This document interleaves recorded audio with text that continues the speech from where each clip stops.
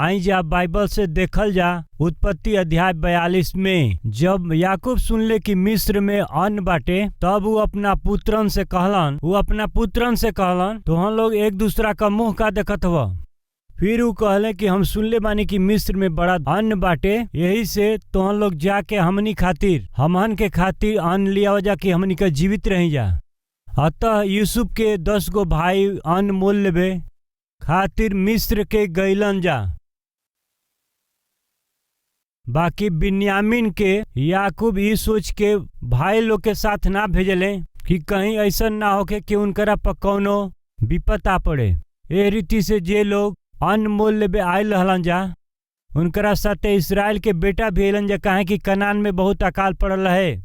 यूसुफ तो मिस्र देश के अधिकारी रहले और वो देश के सगरी लोगन के हाथ में उहे अन्न बेचत रहले। यही से जब यूसुफ के भाई लोग अइलन तब भूमि पर मुंह के बल गिर के उनकरा के दंडवत कैले, यानी मुंह के बल गिर के उनकरा के दंडवत कैले। 20 साल पहले यूसुफ के जीवन में परमेश्वर का करिए कहले रहलन और 20 साल के बाद परमेश्वर जवन कहले रहलन ओकरा के ऊ पूरा कैले।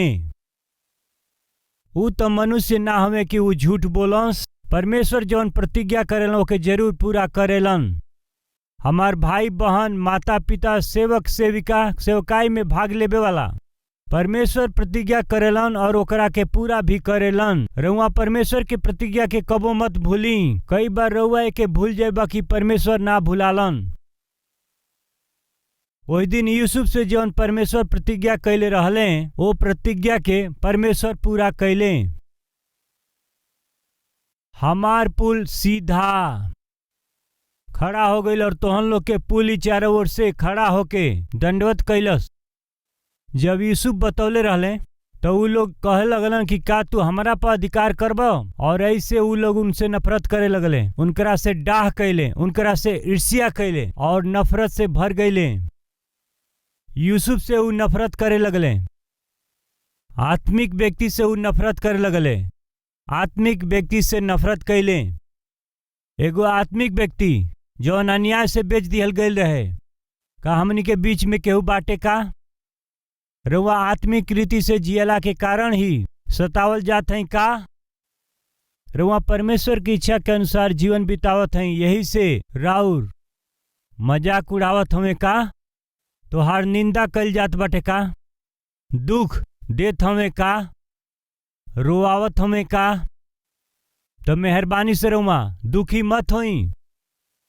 एक दिन आई जे तोहार मजाक उड़ावता, जे रौरी विरोध में बात करत बा, जवन लोग बुरा नजर से देखत हमें, जवन लोग रौरी इनकार कैले बा, एक दिन ही सब लोग रौरी मदद खातिर रौरी पास में आई।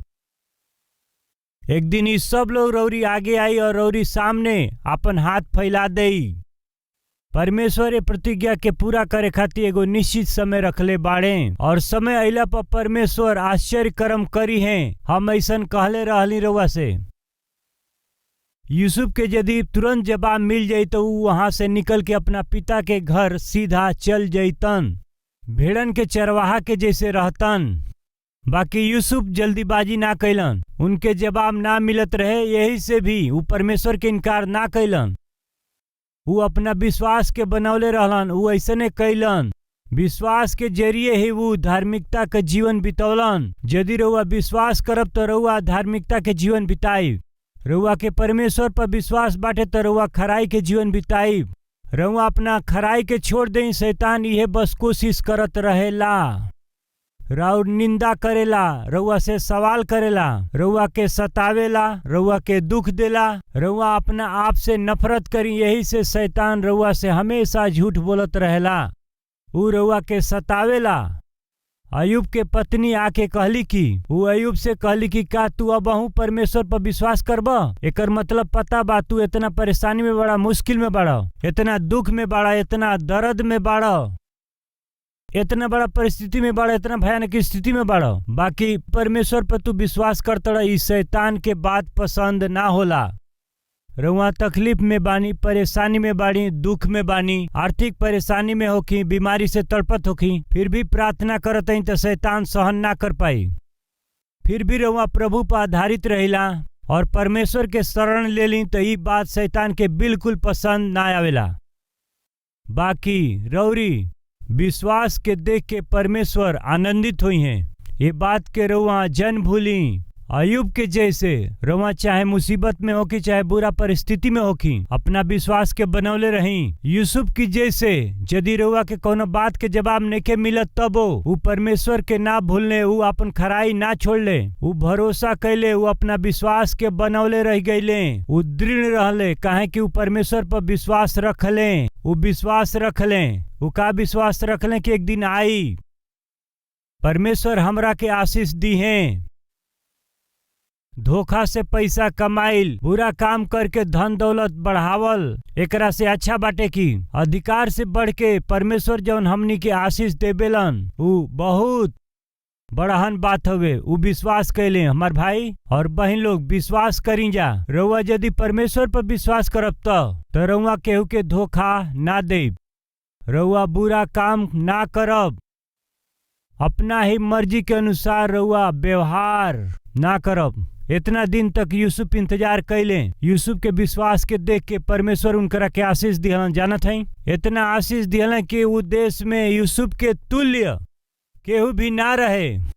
फिरौन खुद कहले ए तरह के आदमी हमनी के देश में का कहीं मिलिहन का, जेकरा पर परमेश्वर के आत्मा होके ऐसन हमनी के देश में केहू व्यक्ति बाका ना हवे। यूसुफ के जैसे केहू ना रहे। परमेश्वर इतना आशीष दिले, उनकरा के ऊपर उठौले। सगरी देश पर एगो अधिकारी के रूप में अधिकारी यूसुफ के काहे बनौल? काहे कि यूसुफ विश्वास कैले, परमेश्वर पर विश्वास कैले। ध्यान से सुनी जा भाई और बहन लोग, जब परमेश्वर रउआ के आशीष दी है तब रउआ के रंग, राउर कद या राउर व्यक्तित्व, राउर धन और राउर संपत्ति, ये सब परमेश्वर ये सब के ना देखेलन। यूसुफ तो एगो बस मजदूरा रहले। परमेश्वर उनकरा के एगो देश पर राज करे वाला अधिकारी बनौले। ये बड़ा अद्भुत काम हवे। उस समय परमेश्वर यूसुफ के इतना आशीष देले रहलन तो आज रउआ खातिर खुशखबरी बाटे। उ तो जीवित परमेश्वर हवे। रउआ और हमहन का जौना परमेश्वर से प्रार्थना करेलिन जा, यूसुफ भी वही परमेश्वर से प्रार्थना कैले। वही दिन यूसुफ के आशीष देवे वाला परमेश्वर का हमनी का सेवकाई करत हई जा। वो आज कल और हमेशा युगान युग एक जैसे रहेलन। वो जीवित परमेश्वर हमें और रउआ और हमहन सब लोग यूसुफ के जैसे ही यदि हमहन का समय पर आशीष ना पावे लिंजा तो जवन चाहिला उ नेखे मिले तो अपना विश्वास के रउआ मत छोड़ी और रउआ परमेश्वर से दूर मत जाई। जब रउआ निराश हो जाली तो आर्थिक समस्या में से होकर के जाइला या फिर मुश्किल समय में पड़ल बानी, रउआ पति के द्वारा दुखित बानी या पत्नी के द्वारा दुखी बानी, परिवार में सुख शांति ना होवे या फिर रउआ नौकरी में आशीष नहीं पौले, व्यापार में आशीष नहीं पौले, तब जानत है शैतान का करी। उ रउआ के बुरा काम करे खातिर उसकाई, थोड़ा दिन के पाप के आनंद लेबे खातिर के उ रउआ से करवावल चाहत ह। रउआ के उ प्रोत्साहन करेला, रउआ के गलत काम उठावला के गलत मार्ग पर जाए खातिर मजबूर कर देवेला। हम रउआ से विनती करत हैं कि मेहरबानी से रउआ ऐसन काम के जन करी। यूसुफ ऐसन कोनो गलत काम ना कैलन। यूसुफ एह तरह से गलत काम करके अपना मंजिल तक पहुँचे के कोशिश ना कैले, ओकरा अधीन ना भइले, अपना पवित्रता के बचौले। उ परमेश्वर के नजर में एगो खराब व्यक्ति रहले। अयुब का कहले पता बा, चाहे हम मर जाई, चाहे हमार जान निकल जाए, हम अपना खराई के ना छोड़ब। यही कारण से अयुब के दुगना आशीष मिलल। आज हमनी सब खातिर के अयुब के जीवन एगो आदर्श बाटे, हमनी खातिर आदर्श बा। परमेश्वर जौन कहले रहलन ओकरा के कैलन। यूसुफ के अधिकारी बनौलन और उनके आशीष दिहलन। 20 साल पहले यूसुफ के जौन सपना देखौले रहलन ओके पूरा कैलन। ओकरा के पूरा करके ओकरा के हकीकत में उ बदल दिहले। रउआ जौना विषय में आशीष पावल चाहत रहली, जौना पदवी पर जाए चाहत रहली, ओकरा पर आज जाए खातिर रउआ के रास्ता नइखे दिखाई देत। बाकी रउआ जौन कुछ भी चाहत हई, परमेश्वर रउआ के जौन दर्शन दिहलन वो दर्शन के प्रभु पूरा कर दी हैं। 10 गो भाई आ गईले, बाकी अब हम रउआ के एगो बहुत ही खास बात के बतावे जात हई।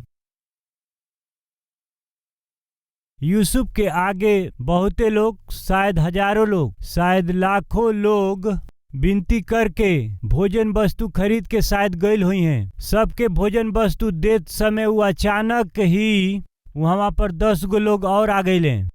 हमन के भी भोजन चाही, ऐसन कह के उनकरा सामने दंडवत कैले। ए रीति से जब वो लोग दंडवत कैले तब बाइबल में ऐसन लिखल बा, वचन 6 का आखिरी भाग, यूसुफ के जब भाई लोग अइले तब भूमि पर मुंह के बल गिर के वो लोग यूसुफ के दंडवत कैल। देखिन जा, यूसुफ के सामने ही मुंह के बल गिर के उनके दंडवत कैले। हमार पुल सीधा खड़ा बा, सीधा खड़ा बाटे, और तोहन लोग के पुल उन्हन लोग के दंडवत कैलस। का बतावत हव? तू हमनी पर अधिकार करबा, तू हमनी पर अधिकार चलेबा का? तू अपना बारे में का सोचत हव? ऐसन कहे वाला खुद आके उनकरा के दंडवत करेलन। जवन लोग रउआ से सवाल कैले, जवन लोग रउआ के डरावले, जे लोग रउआ के ललकरलस, जे राउर मजाक बनौलस, ऐसन लोग रउरी पास आई रउआ से सहायता पावे। वो तोहरा सामने हाथ फैलई हैं। परमेश्वर ऐसन करी हैं। का रउआ विश्वास करत हई? वही दिन बस इहे भइल। ओकरा बाद में का भइल? यदि रउआ ध्यान से बाइबल के पढ़ब तब अध्याय 42, अध्याय 43 और अध्याय 44 में यदि रउआ एकरा के ध्यान से पढ़ब तो रउरी मन में बहुत सवाल उठी। हमरा भी मन में सवाल उठल रहे, यूसुफ काहे अपना भाई लोग के देखला के बाद में भी ऊ हम ही यूसुफ हई ऐसे अपना बारे में ऊ काहे न बतौले? हम तो हाँ छोट भाई यूसुफ हई ऐसन ऊ अपना बारे में काहे न कहलन? काहे ऊ उन्हन लोग से अनजाना जैसे व्यवहार कैलन? काहे ऊ उन्हन लोग के वहां बंदी गृह में डाल देले रहलन? ऊ काहे सिमोन के वहां बंदी गृह में डलवले रहले? ऊ काहे उन्हन लोग से कहलन कि पहले जाके बिन्यामीन के लेके आवा जा? ऐसन सर तू काहे रखले? इस सगरी जवन सवाल बाटे हमरो मन में भी आयल रहे। अगर रउआ एकरा के ध्यान से पढ़ब और यूसुफ के जीवन के रउआ यदि ध्यान से देखब, ऊ कठोरता से व्यवहार करतन ऐसन ऊ दिखाई देत हमन। यूसुफ तो अब वचन के विरोध में कठोरता से काम करत हन, ऐसन करत ऊ दिखाई देत हमन।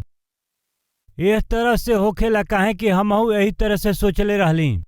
बाकी यदि रउआ वचन के ध्यान से पवित्र आत्मा के मदद से रउआ पढ़ब त और एकरा के जानला के कोशिश करब त परमेश्वर हमहन के जवाब दी हैं। फ्रेंड्स, एकरा बाद में का भइल बा, आई जे एकरा के विवरण के साथ हमहन का देखल जाई। मिस्र देश में हमहन का जाइल जाई, टिकट और पासपोर्ट के जरूरत नइखे। तो हाँ चली जा। यहाँ मिस्र देश में 2 साल पहले का भइल रहल एकरा के देखल जाई। अध्याय 42 वचन 7 में हम पढ़त हई, ऊ मुंह के बल गिर करके दंडवत कैला के बाद में उन्हन लोग के देख के यूसुफ तो उन्हन लोग के पहचान गईले कि उनकर ऊ भाई हमें। बाकी वो उन्हन लोग के सामने में भोला बन के बड़ा कठोरता के साथ उनसे पूछलन कि तोहन लोग कहाँ से आयल बाड़ जा? उ लोग कहले हमहन कनान देश से यहाँ पर अन्न खरीदे खातिर के आयल हई जा। ऐसे कहले यूसुफ अपना भाई लोगन के। ऊ तो उनके पहचान लिहलन, बाकी ऊ लोग उनके ना ही पहचान ले। हमार पुल सीधा खड़ा रही और तोहन लोग के पुली हमारा पुली के दंडवत करी। जब वो ऐसे कहले तो ऊ लोग ना मनले और मजाक उड़ावे लगले, उनसे डाह कैले, उनसे नफरत कैले। अब ध्यान से सुनी जा। जवन लोग उनकर मजाक उड़ावले, जवन नफरत कैले, जवन लोग डाह कैलन जा, जब ऊ लोग उनकरा सामने अइलन जा फ्रेंड्स, तब यूसुफ को हवा रिएक्शन कैसे होके के चाही ई हम रउआ के बताई। मान जाए कि रउरी साथ पढ़ाई करे वाला दोस्त रउआ डॉक्टर बनल चाहत हई,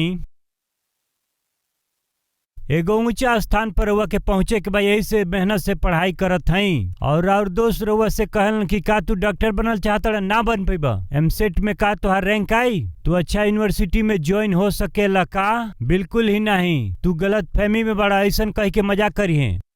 नहीं, परमेश्वर हमसे वादा कैले बना और परमेश्वर जरूर हमरा के मेडिकल सीट दिवाई है, परमेश्वर हमरा के डॉक्टर बनाई है। अरे अरे चुप रहो, इस सगरी चीज तू हमरा से मत कहिया। हाँ, परमेश्वर के बारे में तू हमनी से मत कहिया। अब डॉक्टर बनल मुश्किल बा, उ लोग ऐसे कह के राउर मजाक करत हमें, सोची जा। फिर एमसेट में रउआ के एडमिशन मिलल बा, रउआ के फ्री सीट मिलल बाटे, ऐसन भइल बा। एमबीबीएस पूरा कर लिहले, पीसी पूरा कर लेले हम, और फिर से रउआ अपना गांव में आ गईली। वो समय में राउर दोस्त जवन रहले वो अच्छा से पढ़ाई ना कैले रहले, वो बिना कोनो जिम्मेदारी के, बिना उपलब्धि के ही वही गांव में पढ़ल बाने। और अब रउआ एगो डॉक्टर हई और एगो विशेषज्ञ हई, तो वो गांव में अइला के बाद रउआ का कइल चाहत हई? तो जवन लोग राउर मजाक बनौले रहल, जवन लोग रउआ के बारे में बुरा कहले रहले, जवन लोग तोहरा के अपमानित कैले रहलन जा, वो सब के बतावे खातिर उन्हा लोग से रउआ मुलाकात कैल चाहत हई। वो सब के रउआ बुलावल चाहत हई और वो सब से रउआ मिलल चाहत हई। हाँ सुना जा, तोहन लोग का कहले रहला, हमरा के एमसेट में रैंक ना मिल पाई, हम डॉक्टर कबो ना बन पाई, ऐसे तो हम लोग मजाक उड़ौले रहला। हाँ, हमनी का कहले रहली जा, और अबे बस ये बतियावत हई जा। सुना जा, अब हम डॉक्टर बन गइल बानी, अब हम अपन हॉस्पिटल बनावे वाला बानी, तो हम लोग अब का सोचत हो जा? ऐसे रउआ यानी जौन रउआ हासिल कैले बानी ओकरा के ऐसे रउआ अपना सफलता के बारे में दूसरा से बताइब कि नहीं, जरा बताई। जरूर से बताइब। रउरी गरीबी के कारण, आर्थिक परिस्थिति के कारण, या रउरी परिवार के स्थिति के कारण राउर रिश्तेदार रउआ के अपमानित करेलन, राउर मजाक उड़ावेलन, रउआ के वो दुख देलन, तब रउआ प्रार्थना कैली और बहुत रउआ मेहनत भी कैली, रउआ विश्वास कैली और परमेश्वर रउआ से प्रतिज्ञा भी कैले, फिर तब रउआ आशीष पौले बनी। तब रउआ का करब जरा बताई? रउआ जाके रउआ कितना आशीष पौले बनी ई दिखावला के कोशिश रउआ करब। कहीं कि रउआ कार खरीदले बनी तो का ओके छिपाइब का? नहीं, वो कार रउआ सबके दिखाइब। रउआ केकरा के दिखाइब? खास रीति से वो लोगन के जे रउआ के अपमानित कैले बा, राउर मजाक उड़ौले बाने। रउआ तो उन्हा लोग के घर के सामने से ही कार लेके जाइब। रउआ तब हाँ का कहले रहली? रउआ अपना मर्जी के अनुसार कहले रहली ना कि कब आगे ना बढ़ पाई है। बाकी देखा जा अब हम का करके देखौले बानी, ऐसे देखावला के कोशिश करेलन। रउआ उन्हों लोग के सामने अच्छा कपड़ा के दिखाइला, उन्हों लोग के सामने अपन अच्छा वस्तु के दिखाइला, रउरी पासे जितना भी अच्छा गाड़ी बाड़ी स वो सब के रउआ दिखाइला, अपन बंगला रउआ दिखाइला। सही बाकी ना? साधारण तौर पर ई होखेला कि जब मनुष्य कोनो चीज में सफलता के पावेला, जब रउआ कोनो विषय में विजय के पाइला, तब सबके रउआ वो विषय में खासकर बताइला। रउआ में से बहुत से लोग बिल्कुल यही तरह से काम करत आइल होखब, तो मेहरबानी से सुनी बहन, यदि रउआ अच्छा साड़ी खरीदले बानी तो पड़ोसी के ना बताइब का? आपके पति रउआ के चेन या नेकलेस खरीद के देले बना तो एकरा के बतावला बिना रहब का? एगो बहुत बड़ टीवी या डबल ट्रिपल डोर वाला फ्रिज यदि रउआ ई सब खरीद लेनी तो पड़ोसी के बतावला बिना रहब का? ई एगो कमजोरी हुए, अपना कपड़ा के या अपना वस्तु सब के या अपना गाड़ी के रउआ दिखावल जाली, ई एगो कमजोरी हुए। बहुत से लोगन के ई एगो आदत हुए, और जवन लोग रउआ से नफरत करेला और जवन लोग रउआ से डाह करेला, उनका खातिर जरूर उनके अपन कपड़ा या वस्तु के दिखावे के कोशिश करेली, चाहे वो देखल भी ना चाहिए तो उनकरा सामने से रउआ होके जाइला। सोने के घड़ी रउआ उनके दिखावे के कोशिश करीला, या कीमती सेलफोन दिखावे के कोशिश रउआ करीला। रउआ अच्छा शर्ट पहनले बानी, बाकी भीतर के चैन दिखावे खातिर रउआ 2 गो बटन के जरूर खोल देब कि दिखा सकी। ऐसे करीला। बाकी यूसुफ में ई सब कुछ ना दिखाई दिहलस। जवन लोग उनकरा से नफरत कैले जब आके दंडवत कैले तब तो उन लोग के ई सब कुछ उनके दिखावे के चाही ना, उनकरा पद के, उनकरा अधिकार के, ये सब कुछ के दिखावे के चाही ना। आज बहुत से लोग एक प्रकार के दिखावा करे के बस कोशिश करत हमें। राउर पद का बाटे रउआ के दिखावे के कोशिश करेली, राउर अधिकार का बाटे के दिखावे के कोशिश करीला, अपना संपत्ति के रउआ दिखावे के बस कोशिश करीला। यदि मसीहा रउआ में नइखन तो ये सब कुछ दिखावे के रउआ बस कोशिश करत जाइला। यूसुफ में परमेश्वर रहले, यही से वो ऐसा ना कैलें। Lettuce pray. आई जा सगरी लोग मिल के हमनी के परमेश्वर से प्रार्थना कैल जा।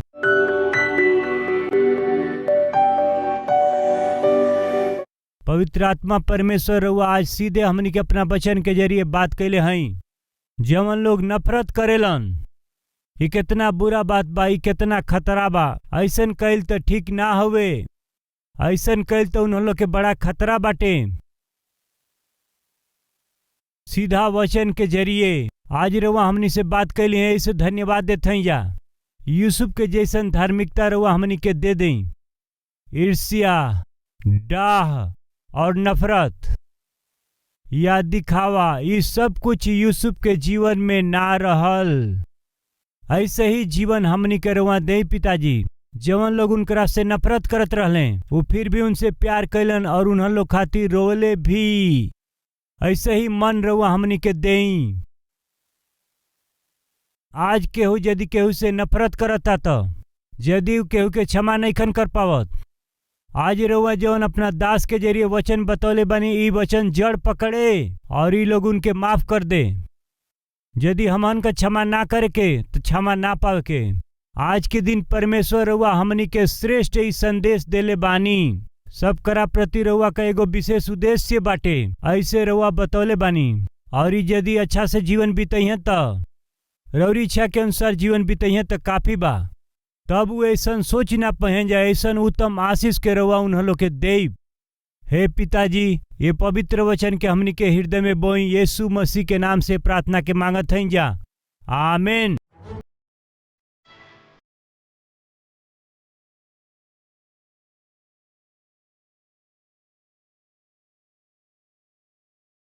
Our address, Kalvari, post box number 30, Kukatpalli, Hyderabad, 72.